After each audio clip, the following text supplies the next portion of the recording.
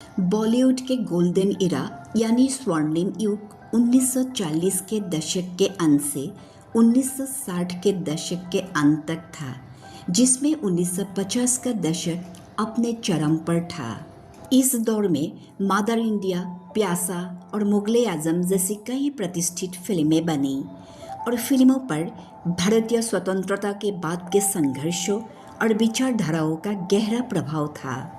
यह एक ऐसा समय था जब भारतीय सिनेमा को अपनी सर्वश्रेष्ठ फिल्में, कलाकार और संगीत मिला।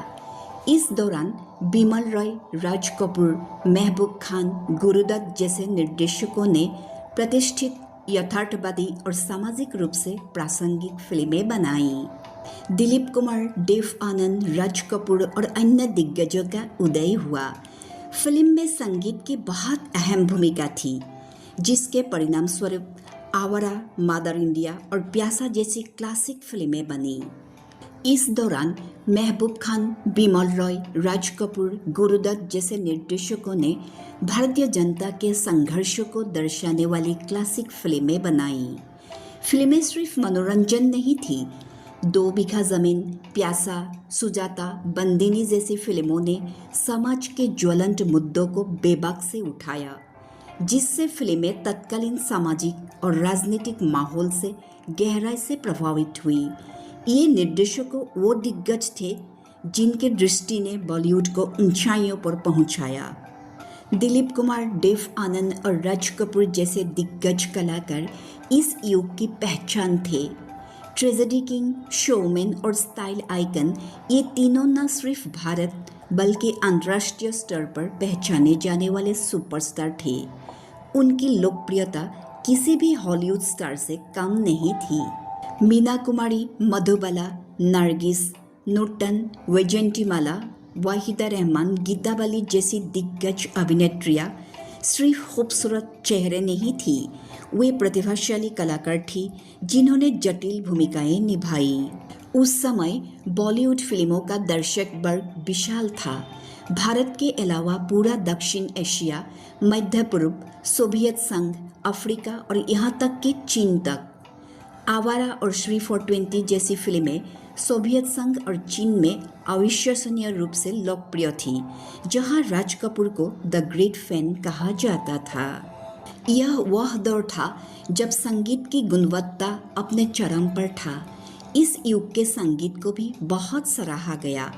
नौशाद, एस.डी. बर्मन, सलील चौधरी, शंकर जयकिशन, ओ.पी. नायर, मदन मोहन, रवि, कल्याणजी आनंद जी जैसे दिग्गजों के संगीत ने सिर्फ फिल्मों को ही नहीं बल्कि देश के सांस्कृतिक परिदृश्य को गढ़ा।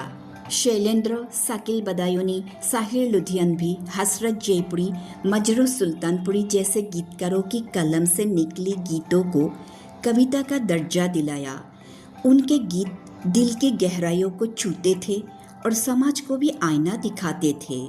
इस काल में पार्श्व गायन की शुरुआत हुई।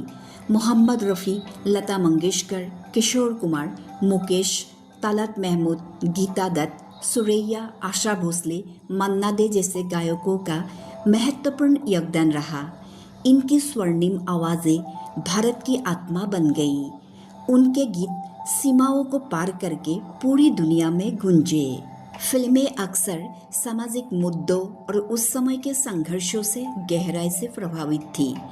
पटकथाएं मजबूत थी, चरित्र गहरे और बहुआयामी थे, कथानक को सर्वोच्च प्राथमिकता दी जाती थी। रोमांटिक, सामाजिक और प्रेरणादायक गीतों के साथ साथ नृत्य गीतों ने भी दर्शकों के दिलों को छुआ। यह दौर तकनीकी रूप से भी अत्यंत महत्वाकांक्षी और सफल था।